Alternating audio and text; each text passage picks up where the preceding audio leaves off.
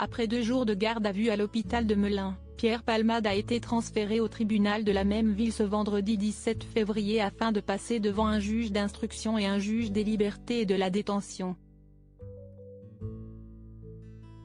Ce dernier a décidé de placer le mis en examen sous contrôle judiciaire et de l'assigner à résidence sous bracelet électronique. Une décision qui n'a pas plu au parquet qui a fait appel. Mais jusqu'à ce que la Cour d'appel de Paris se prononce, d'ici 10 jours au plus tard, l'humoriste qui était au moment de l'accident, le 10 février dernier, au volant du véhicule sous l'emprise de stupéfiants, est assigné au service d'addictologie de l'hôpital Paul Brousse à Villejuif, dans le Val-de-Marne. Un lieu où il pourrait rester au moins 6 mois.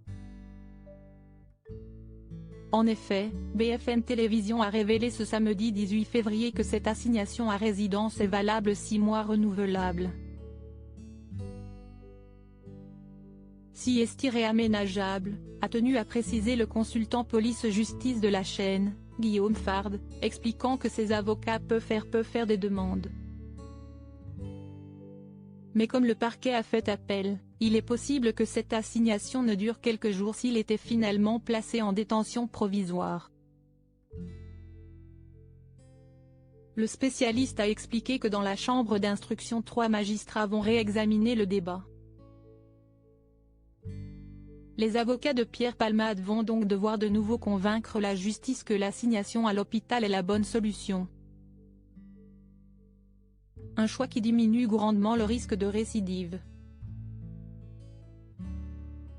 Pierre Palmade, Muriel Robin, Michel Larocque, Véronique Sanson. Les femmes de Saviez vers une année de soins minimum? Est-ce que cette dizaine de jours sera suffisante pour voir une amélioration de la santé de Pierre Palmade, qui lutte contre ses addictions depuis 30 ans?